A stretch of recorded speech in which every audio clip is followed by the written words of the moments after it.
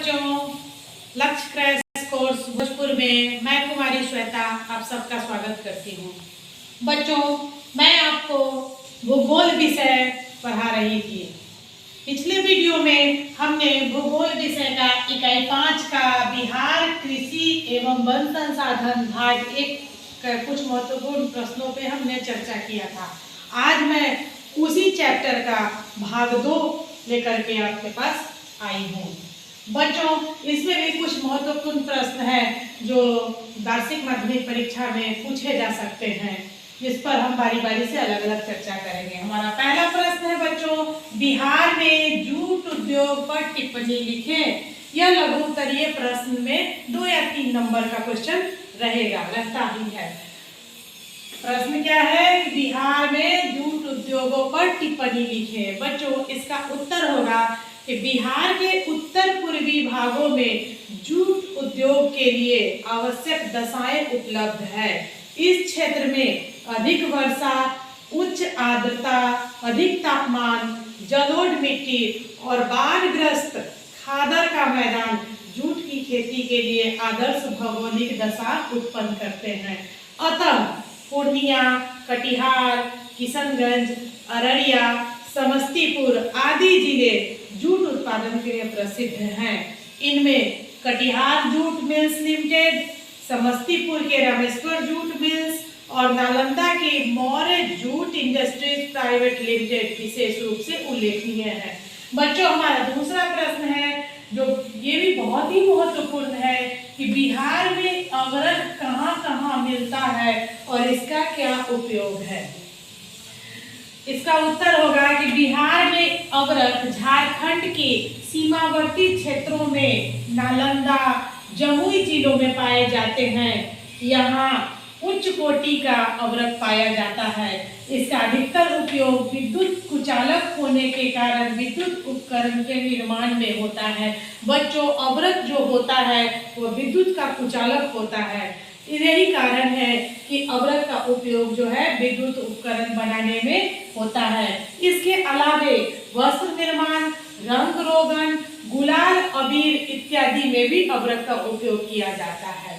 इसके बाद हमारा अगला प्रश्न है कि बिहार में रेल परिवहन की शुरुआत कब हुई थी। बच्चों, बिहार में रेल परिवहन की शुरुआत ब्रिटिश युग में 1860 ईस्वी में हुई। ईस्ट इंडिया कंपनी ने 1860 से 62 की अवधि में गंगा के किनारे कोलकाता तक पहली रेल लाइन बिछाया था।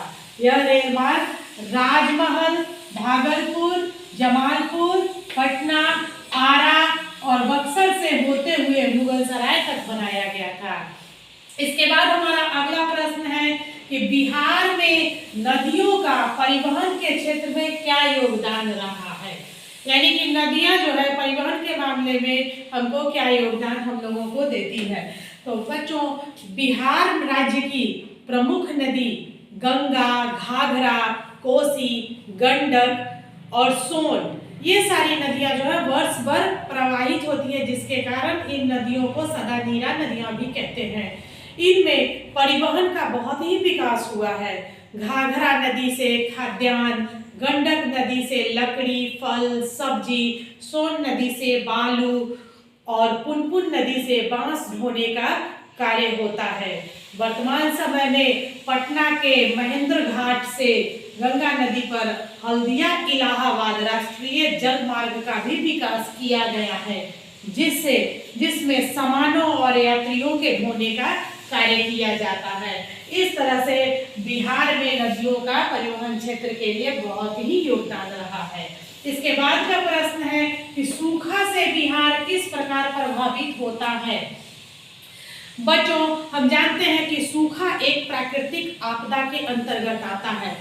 सूखा से न केवल फसलों की हानि पहुंचती है बल्कि खाद्यान्नों की आपूर्ति भी कठिन हो जाती है। मवेशी के लिए चारे की कमी हो जाती है। जल स्तर जो है वो काफी नीचे चला जाता है और पेयजल की एक गंभीर समस्या उत्पन्न हो जाती है।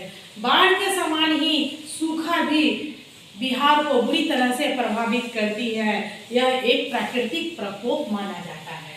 इसके बाद का हमारा प्रश्न है कि बिहार में अत्यंत कम घनत्व वाले जिले कौन कौन से हैं, यानी कि किस किस जिले में बिहार में घनत्व बहुत ही कम होता है। तो बच्चों, बिहार राज्य में अत्यंत कम घनत्व वाले जिले क्रमशः पश्चिमी चंपारण, बांका, जमुई एवं कैमूर है। इन जिलों में जनसंख्या का घनत्व 600 व्यक्ति प्रति वर्ग किलोमीटर से भी कम होती है। इसके बाद का प्रश्न जो है वो बहुत ही महत्वपूर्ण है कि बिहार में सीमेंट उद्योग कहाँ-कहाँ स्थापित है, वर्णन करें। बच्चों, सीमेंट उद्योग जो है वो अधात्विक खनिज पर आधारित उद्योग है, यानी कि हम जानते हैं कि सीमेंट जो है एक अधात्विक खनिज माना जाता है। चूना पत्थर है, इसका कच्चा माल होता है।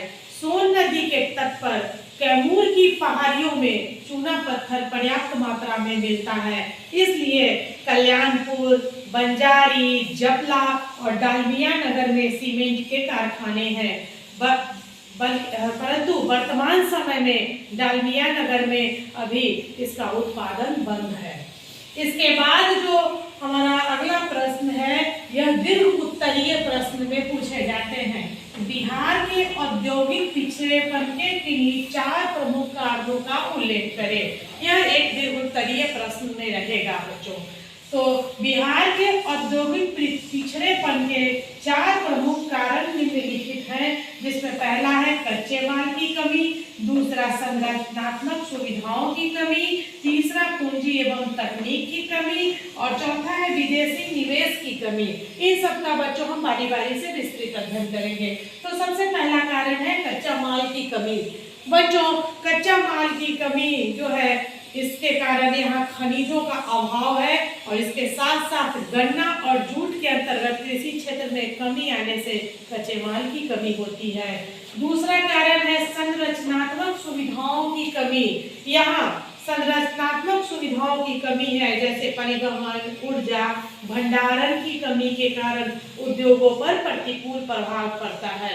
इसके बाद तीसरा कारण है पूंजी एवं तकनीक की कमी।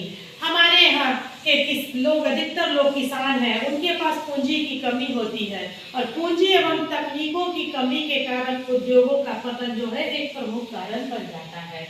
और चौथा प्रमुख कारण है विदेशी निवेश की कमी। विदेशी निवेश की कमी के लिए प्रस्ताव MON पर समझौता हुआ, परंतु वास्तविक निवेश नहीं है। उपभोक्ता का उद्योग में रुचि है, जबकि आधारभूत उद्योगों में उनकी कोई रुचि नहीं, यानी कि उद्योगों में रुचि है परंतु आधारभूत उद्योगों में उपभोक्ता का कोई रुचि नहीं होता है, जिसके कारण आज भी बिहार जो है औद्योगिक मामले में पिछड़ा हुआ है। बच्चों, ये यहाँ पर ये अध्याय आपका समाप्त हो जाता है। अगले वीडियो में इसका इकाई 6 जिसका नाम है मानचित्र अध्ययन, उसको लेकर के मैं पुनः उपस्थित होंगी और उनके कुछ महत्वपूर्ण प्रश्नों पर चर्चा करूंगी। तब तक के लिए धन्यवाद।